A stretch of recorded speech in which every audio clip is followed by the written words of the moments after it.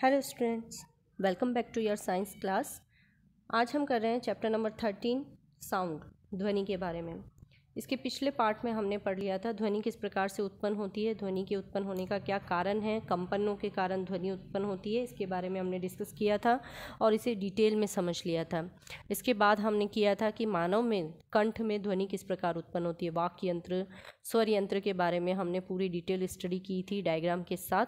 और उसके बाद हमने पढ़ा था भिन्न भिन्न माध्यमों में ध्वनि का संचरण किस प्रकार से होता है, यानी कि ध्वनि की प्रकृति के बारे में पहले हमने जाना कि ध्वनि किस प्रकार से गति करती है भिन्न भिन्न माध्यमों में। और ये भी हमने समझा था कि ध्वनि के संचरण के लिए माध्यम की आवश्यकता होती है, बिना माध्यम यानी कि निर्वात में ध्वनि का संचरण संभव नहीं होता है। तो बेलजार का जो हमने प्रयोग किया था उसके द्वारा हमने इसको पूरा समझ लिया था। तो पार्ट 1 ध्वनि का आपको पहले देखना है जिससे आपको पूरे कंसेप्ट क्लियर हो जाए। उसके बाद आप पार्ट 2 देखेंगे जिससे आगे की चीज़ें आपको इंटरेस्टिंग तरीके से समझ पाओ और अच्छे से समझ पाओ। ठीक है, तो आज हम डिस्कस करेंगे मानव कर्ण की संरचना के बारे में।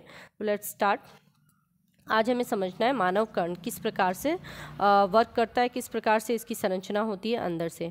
जब भी हम ध्वनि की बात करते हैं तो मानव शरीर का एक सुग्राही अंग होता है, ज्ञानेंद्रिय है कर्ण, जो कि बाहरी वातावरण से ध्वनियों को प्राप्त करता है, ध्वनि कंपनों को प्राप्त करता है। और इसी के कारण हम बाहरी वातावरण से ध्वनि की सहायता से जुड़े रहते हैं। ठीक है, तो स्टार्ट करते हैं। मानव कर्ण की संरचना के सबसे पहले भाग में जब भी हम मानव कर्ण की संरचना के बारे में पढ़ रहे हैं तो मानव कर्ण को 3 भागों में बांटा जाता है। पहला भाग हो जाता है इसका बाह्य कर्ण। क्या हो गया? बाह्य कर्ण। सेकंड भाग हो जाता है इसका मिडल ईयर यानी कि मध्य कर्ण। ठीक है, थर्ड पार्ट हो जाता है इसका अंतः कर्ण। अब इन तीनों पार्ट्स को आपको क्लियरली समझना है, ये तीनों पार्ट्स है क्या, क्योंकि इसका डायग्राम मोस्ट इंपॉर्टेंट है। चैप्टर में मानव कर्ण की संरचना में कान की संरचना इंपॉर्टेंटली आती है, आपको डायग्राम बनाना आना चाहिए, तो इसलिए इसको बहुत ध्यान से समझे। फर्स्ट पार्ट देखिए बाह्य कर्ण के बारे में। तो बाह्य कर्ण क्या है? मानव का जो फनल नुमा संरचना जो शरीर के चेहरे पर कुछ उभरा हुआ कीप के आकार का आपको दिखाई देता है, ये कर्ण पल्लव कहलाता है। क्या कहलाता है? ये कर्ण पल्लव। ये कर्ण पल्लव अंदर की ओर चलकर एक पतली सी नलिका नुमा संरचना में बदलता है जिसे हम कहते हैं श्रवण गुहिका या श्रवण नाल। ठीक है, ये जो कर्ण पल्लव और ये जो श्रवण नाल है ये दोनों मिलकर क्या बनाते हैं? बाह्य कर्ण बनाते हैं। क्या बनाते हैं? ये बाह्य कर्ण बनाते हैं। ठीक है, तो अब इनके बारे में हम डिटेल में जानते हैं कि ये बाह्य कर्ण किस तरह से काम करता है। तो ये जो मैंने अंडरलाइन करके रखा है ये पूरा बाह्य कर्ण का हिस्सा है। बाह्य कर्ण में कर्ण पल्लव जो है कीप नुमा संरचना के रूप में आपको दिखाई देती है। ये क्या करती है? बाहरी वातावरण से ध्वनि के कंपनों को प्राप्त करती है। ठीक है, ये बाहरी वातावरण से ध्वनि के कंपनों को प्राप्त करती है। अब ये आपको दिमाग में ज़रूर सोचने में ये आता होगा कि ये बहुत बड़ी संरचना क्यों है, कीप के समान क्यों है। तो ऑब्वियसली इसको समझने की कोशिश कीजिए कि बाह्य वातावरण में जो वायु के कण हैं वो कंपित होकर पूरे बिखर गए हैं, क्योंकि वायु के कण बहुत बिखरे हुए होते हैं।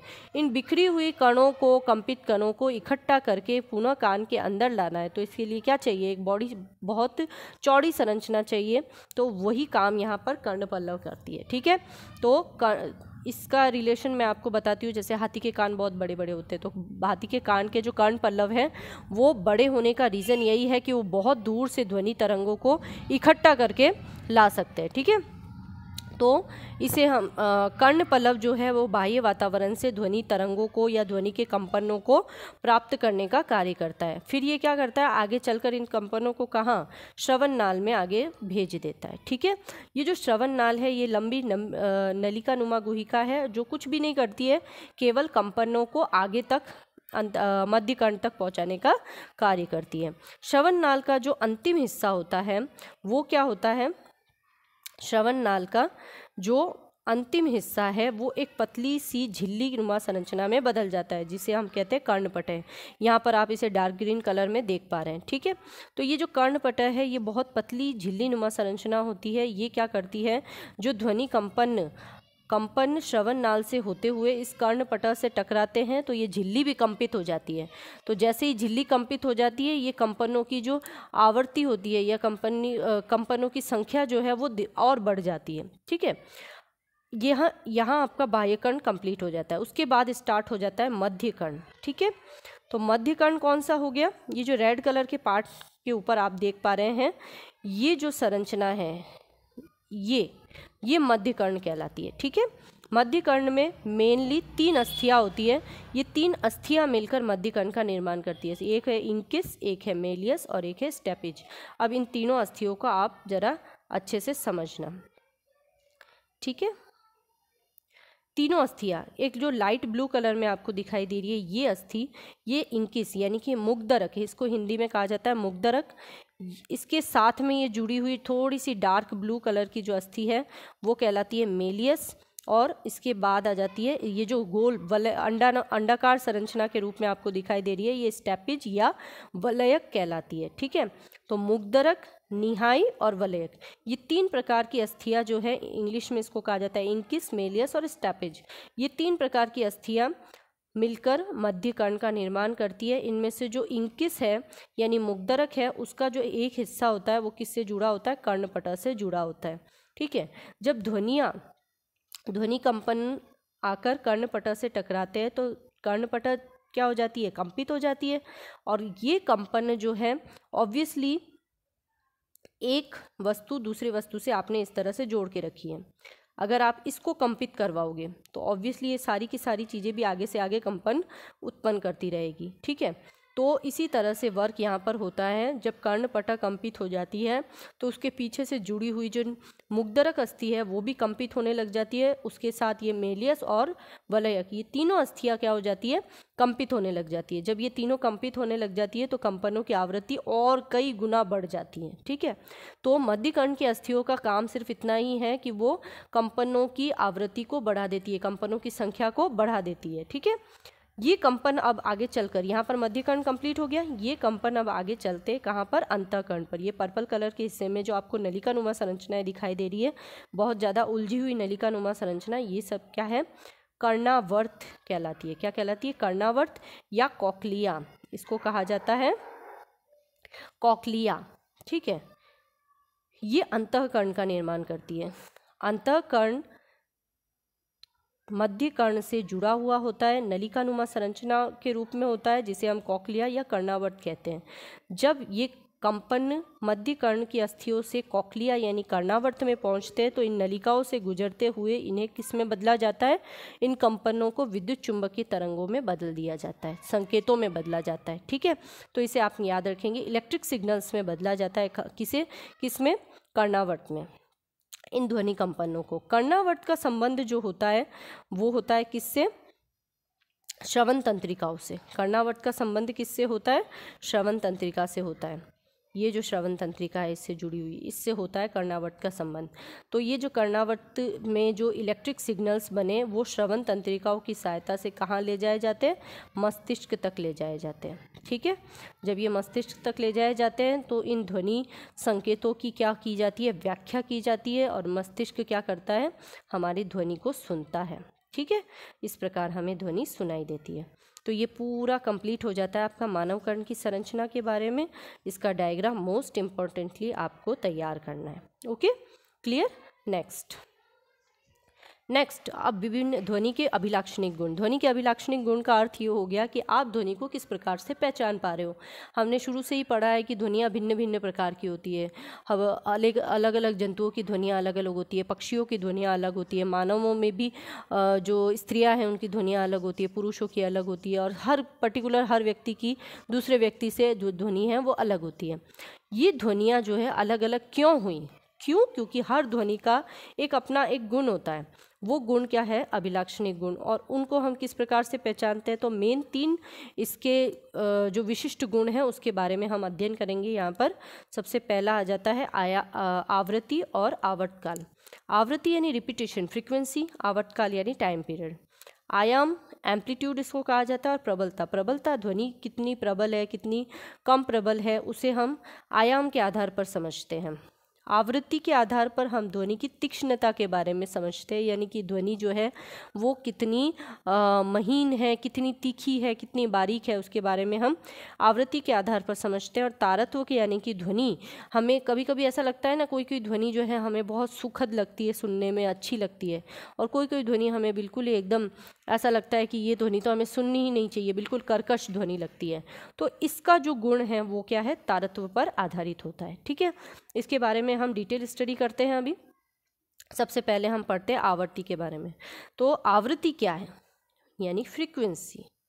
इस तरह की संरचना आपने देखी होगी, या कहीं पर आपने जब रेडियो सिग्नल्स वगैरह देखते हैं तो उसके आसपास आपने इस तरह की पिक्चर्स चलती हुई देखी होगी। ठीक है, ये क्या है, ध्वनि की आवृत्ति का पिक्चर है। अब आवृत्ति क्या है उसको समझना। आवृत्ति का मतलब मैंने आपको कहा फ्रीक्वेंसी, यानी रिपीटेशन, दोहराना, यानी एक कण अपनी गति को कितनी बार दोहरा रहा है, यानी ये कंपन कितनी बार हो रहा है, समझ रहे हैं। तो ये कंपन कितनी बार हो रहे हैं उसे हम कहते हैं आवृत्ति। एक कंपन जो हो रहा है उस कंपन को आपने कैसे समझा, अपनी माध्य स्थिति के इर्द गिर्द गति, इसी को हमने कंपन कहा। ठीक है, ये जो माध्य स्थिति है उसके इर्द गिर्द जो कणों की गति है उसे ही हम कंपन कह रहे हैं। अब ये कंपन कितनी बार हो रहा है उसी को हम क्या कह रहे हैं, आवृत्ति। ठीक है, अब इसका एक पर्टिकुलर मान हम फिक्स कर लेते हैं, मान लेते हैं 1 सेकेंड। 1 सेकेंड के अंदर ये कंपन कितनी बार हो रहे हैं। तो कोई भी वस्तु 1 सेकेंड में जितने कंपन करती है वह वस्तु द्वारा प्रति सेकेंड होने वाले कंपनों की संख्या ही आवृत्ति कहलाती है। ठीक है, इसे आप याद रखेंगे। आवृत्ति का अर्थ समझ लीजिए कि रिपीटेशन होता है। अब रिपीटेशन कितने टाइम में, 1 सेकेंड में, हमेशा याद रखिए। 1 सेकेंड के अंदर जितने वस्तु कंपन करती है उसे उसकी क्या कहते हैं, आवृत्ति कहते हैं। ठीक है, आवृत्ति को ज्ञात करने का फॉर्मूला क्या हो गया, अगर मान लो आपने किसी वस्तु की कंपनों की संख्या ज्ञात कर ली और एक लिमिटेड टाइम में ज्ञात कर लिया। अब 1 सेकेंड के अंदर टाइम ज्ञात करना, 1 सेकेंड के अंदर कंपनों को गिनना तो बहुत मुश्किल होता है, क्योंकि सेकेंड बहुत छोटा समय है। ठीक है, तो हम मान लेते हैं 20 सेकेंड के अंदर काउंट कर लेते हैं। 20 सेकेंड में हम कंपनों की संख्या काउंट करते हैं, वस्तु का कितने कंपन हो रहे हैं उसको काउंट करना शुरू करते हैं। ठीक है, मान लीजिए 20 सेकेंड के अंदर वो क्या कर रहा है, 100 कंपन कर रहा है। अब 100, तो इसकी आवृत्ति आप कैसे ज्ञात करेंगे, तो आवृत्ति का फॉर्मूला हो गया कंपनों की संख्या बटे कंपनों में लगा समय। वैल्यू पुट करें, यहाँ पर क्या आएगी, 100 डिवाइड बाय 20। ठीक है, 20 सेकेंड में ही किया तो कितने किए, 100। तो जब हम इसका डिवाइड करेंगे तो आंसर कितना आता है, 5। अब 5 क्या, क्योंकि मैंने आपको हमेशा बताया है कि किसी भी भौतिक राशि का मात्रक जब मापन जब हम करते हैं तो उसको मात्रक के साथ लिखा जाता है, मात्रक के साथ पढ़ा जाता है। तो यहाँ पर 5 क्या, तो क्या मात्रक कैसे आएगा, आवृत्ति क्या है, कंपनों की संख्या में कंपनों में लगा समय। तो कंपनों की संख्या सूत्र से इसका मात्रक आप निकाल सकते हैं। कंपनों की संख्या ऑब्वियसली उसका मात्रक कंपन ही होगा, और लगा समय यानी सेकेंड, तो कंपन प्रति सेकेंड क्या हो गया इसका मात्रक। सूत्र की सहायता से इसका मात्रक आता है कंपन प्रति सेकेंड, और नहीं तो इसका मात्रक जो अंतर्राष्ट्रीय मात्रक हम मानते हैं आवृत्ति का, वो होता है हर्ट्ज, जिसे हम HZ द्वारा प्रदर्शित करते हैं। ठीक है, ये क्लियर हो गया। अब आवृत्ति का जो प्रतीक है, आवृत्ति को लिखेंगे तो इस तरह से, लेकिन प्रतीक के रूप में जब हम इसे व्यक्त करेंगे तो ये न्यू के रूप में व्यक्त किया जाता है। क्या है ये, न्यू। ठीक है, ये न्यू जो है वो आवृत्ति का प्रतीक है। यहाँ पे क्लियर हो गया, आवृत्ति क्लियर हो गई। आवृत्ति के बेसिस पर क्वेश्चन आ जाए अगर तो आप कर सकते हैं। अब देखते हैं ध्वनि का आयाम और प्रबलता। ध्वनि का आयाम, एम्पलीट्यूड इसको कहा जाता है। आवृत्ति तो क्या हो गया, बार बार रिपीटेशन दो, लेकिन आयाम का अर्थ क्या होता है, किसी भी वस्तु में उत्पन्न कंपनों की अधिकतम ऊंचाई या विक्षोभ, या हम ये कह सकते हैं इसको सरल भाषा में कि कणों का अपनी माध्य स्थिति से अधिकतम विस्थापन। आप जानते हैं कि जब भी कोई भी वस्तु कण दोलन गति करता है तो वो एक लिमिटेड स्थिति पर ही आकर चरम स्थिति हो जाती है, उसकी होती है ना, और वो उसके आगे नहीं जा पाता, वो क्या करता है, वापिस अपनी गति को दोहराने लगता है, यही होता है। तो ये जो लास्ट स्थिति है, जो ये चरम स्थिति है, माध्य स्थिति से इस चरम स्थिति की जो अधिकतम लंबाई है वही क्या कहलाएगी, आयाम कहलाएगी। ठीक है, अब चूंकि कण जो है वो माध्य स्थिति से इस प्रकार गति कर रहे हैं जैसा मैंने आपको चित्र में बताया, तो ये क्या हो गया, देखना इसको, ये कण की माध्य स्थिति है। कण इस तरह से दोलन करता हुआ आगे चलता है, ये उसकी चरम स्थिति आई, फिर वो अपनी माध्य स्थिति पर आया, फिर वो वापस अपनी चरम स्थिति पर आया। तो चरम स्थिति पर पहुंचने के बाद वो वापस क्या होता है, माध्य स्थिति की तरफ आता है। तो ये उसकी अधिकतम ऊंचाई हो गई, इसके आगे वो नहीं जा सकता। ठीक है, तो कणों का अपनी माध्य स्थिति से जो अधिकतम ऊंचाई है वो विस्थापन ही क्या कहलाता है, उसका आयाम कहलाता है। क्या कहलाता है, उसका आयाम। आ गया समझ में आपको, ये क्लियर हो रहा है। तो किसी भी वस्तु में उत्पन्न कंपनों की जो अधिकतम ऊंचाई है या अधिकतम विक्षोभ यानी माध्य स्थिति से अधिकतम विस्थापन ध्वनि का आयाम कहलाता है। अब देखिए, आयाम को हम हमेशा किससे व्यक्त करते हैं, ए से, ठीक है। और इसका जो मात्रक होता है वो घनत्व के मात्रक के बराबर होता है, किलोग्राम प्रति घन मीटर, ठीक है। या इसको हम इस तरह से लिख सकते हैं, किलोग्राम मीटर क्यूब, ठीक है, किलोग्राम / मीटर क्यूब। इसको इस तरह से भी व्यक्त किया जा सकता है, किलोग्राम प्रति घन मीटर। तो आयाम क्लियर हो गया। अब आयाम किस तरह से उत्पन्न होता है, किसी वस्तु में आयाम कब उत्पन्न होता है, कंपन कब उत्पन्न होता है, जब वस्तु पे क्या करते हैं हम, चोट करते हैं, ऊर्जा के साथ क्या करते हैं, प्रहार करते हैं, तभी तो वस्तु कंपित करती है, अपने जगह से हिलती है, ठीक है। अगर मान लो आपने क्या किया, कम ऊर्जा के साथ प्रहार किया, क्या किया आपने, कम ऊर्जा के साथ प्रहार किया, हल्की सी चोट लगी, तो हल्की सी चोट लगी तो क्या हुआ, कण कम कंपित हुए, धीरे धीरे कंपित हुए, अपनी जगह से कम हिले। लेकिन मान लो आपने हथौड़े से पूरी तरह से किसी थाली को मारा है, तो वो क्या हो गया, बैंड हो गया और बहुत अधिक रूप से कंपित करेगा ना, उस समय कणों की ऊंचाई क्या होगी, इस तरह से होगी, ठीक है। तो ये डिपेंड करता है, अगर आपने चम्मच से धीरे धीरे क्या किया है, थाली पर वार किया है, तो धीरे धीरे यानी कम ऊर्जा के साथ किया है, कम ऊर्जा के साथ किया तो कंपन की जो एम्पलीट्यूड है, कंपनों का जो आयाम है वो भी कम हुआ, तो आवाज़ भी धीरे आ रही है, ठीक है। लेकिन जैसे ही आपने बहुत ज़ोर ज़ोर से उसको मारना चालू कर दिया, तब क्या होगा, ऊर्जा अधिक हो गई, ऊर्जा अधिक हुआ तो क्या हो गया, कंपन भी अधिक हुए, कंपनों का आयाम भी अधिक हुआ, आयाम अधिक हुआ तो ध्वनि कैसी हुई, प्रबल ध्वनि, बहुत तेज ध्वनि उत्पन्न हुई, ठीक है। कैसे समझ में आता है, उच्च आयाम वाली ध्वनि प्रबल ध्वनि कहलाती है, जिसका आयाम बहुत ज़्यादा है वो ध्वनि क्या कहलाएगी, प्रबल ध्वनि कहलाएगी। ऑब्वियसली इसको कैसे समझोगे। और निम्न आयाम वाली ध्वनि क्या कहलाएगी, मंद ध्वनि, धीरे धीरे, ठीक है। जब आप बहुत तेज़ी से चिल्लाते हैं तो आप मुंह भी बहुत ज़ोर से खोलते हैं और आपके गले में से ऊर्जा भी बहुत ज़्यादा खर्च होती है कि नहीं होती है, ऐसा ही होता है, तो वो प्रबल ध्वनि हुई। जब आप बहुत धीरे धीरे बोल रहे हैं, बहुत धीरे धीरे बात कर रहे हैं, तब क्या होगा, आप मुंह भी कम खोल रहे हैं, ऊर्जा भी कम खर्च कर रहे हैं, तो वो ध्वनि कैसी हुई, मंद ध्वनि हुई, ठीक है। तो इसको मैं ऐसे भी समझा सकती थी, प्रबल ध्वनि और मंद ध्वनि जो है वो ध्वनि के आयाम पर निर्भर करता है, यानी हम ये कह सकते हैं ध्वनि के आयाम के लक्षण के आधार पर ध्वनि दो प्रकार से होती है, एक प्रबल ध्वनि और एक मंद ध्वनि, ठीक है। अब इसका उदाहरण मैं आपको बताऊं, प्रबल ध्वनि जैसे कि शेर की दहाड़, शेर ने बहुत जोर से दहाड़ा तो उसकी ध्वनि क्या है, दूर दूर तक सुनाई दे रही है। क्यों सुनाई दे रही है, क्योंकि उसकी ध्वनि का आयाम बहुत ज़्यादा है, इसलिए वो प्रबल ध्वनि है। ड्रम की आवाज़ बहुत दूर तक सुनाई देती है, वायुयान की आवाज़ बहुत दूर तक सुनाई देती है, रेलगाड़ी की आवाज़ बहुत दूर तक सुनाई देती है, ये सब क्या है, प्रबल ध्वनि की उदाहरण है। मंद ध्वनि क्या है, मंद ध्वनि क्या है, मच्छर की भिनभिनाहट बहुत धीरे धीरे आपको सुनाई देती है, घुंघरू की आवाज़ बहुत धीरे धीरे आपको सुनाई देती है। इनकी ध्वनियों को जो आयाम जो है वो बहुत कम होता है, बहुत छोटा छोटा होता है, इसलिए ये क्या है, मंद ध्वनि के उदाहरण है। और प्रबल ध्वनि में आयाम जो है वो बहुत ज़्यादा होता है, ठीक है, क्लियर। चलिए नेक्स्ट, आयाम और प्रबलता में संबंध, जो मैं कि आपको पहले भी बता चुकी हूँ कि प्रबलता जो है वो कंपन के आयाम पर निर्भर करती है। ध्वनि की प्रबलता ध्वनि उत्पन्न करने वाले कंपन के आयाम के वर्ग के यानी ए जो है, यानी आयाम जो है वो प्रबलता के,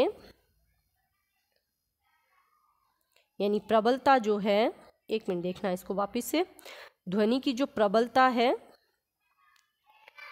वो ध्वनि उत्पन्न करने वाले कंपन के आयाम के वर्ग के समानुपाती होती है। यानी प्रबलता किसी वस्तु का जो आयाम उत्पन्न हो रहा है उसके स्क्वायर के समानुपाती होगी। अगर आपने आयाम को दुगना किया तो यहाँ प्रबलता का मान कितना हो जाएगा, 4 गुना हो जाएगा। कैसे, जैसे अगर मैंने मान लिया वस्तु का आयाम कितना है, 1, ठीक है, अब इसको दुगना कर देना है, यानी 2 कर दिया, 2 का जो स्क्वायर है वो किसके बराबर हो जाएगा, प्रबलता के बराबर होगा। ठीक है, यानी कि 2 का स्क्वायर क्या बन गया 4। समझ रहे? तो अगर आपने ध्वनि का आयाम बढ़ाया, 2 गुना किया, तो उसकी प्रबलता जो है वो 4 गुनी हो जाएगी। ठीक है, यानी जैसे जैसे आप आयाम को बढ़ाते हैं ध्वनि की प्रबलता बढ़ती चली जाती है। और प्रबलता को हमेशा किससे व्यक्त किया जाता है? प्रबलता जो है उसको डेसिबल से मापा जाता है, यानी कि ध्वनि की प्रबलता को हम डेसिबल से व्यक्त करते हैं। मनुष्य जो है वो 80 डेसिबल तक की ध्वनि को आराम से सुन सकता है, उसके बाद की ध्वनि जो है वो उसके लिए सिरदर्द बन जाती है, यानी कि उसको बहुत ज़्यादा नुकसान करती है। तो ध्वनि की प्रबलता 80 डेसिबल की प्रबल ध्वनि तक वो व्यक्ति उसको सहन कर सकता है, उसके बाद की ध्वनि को वो सहन नहीं कर सकता है। क्लियर?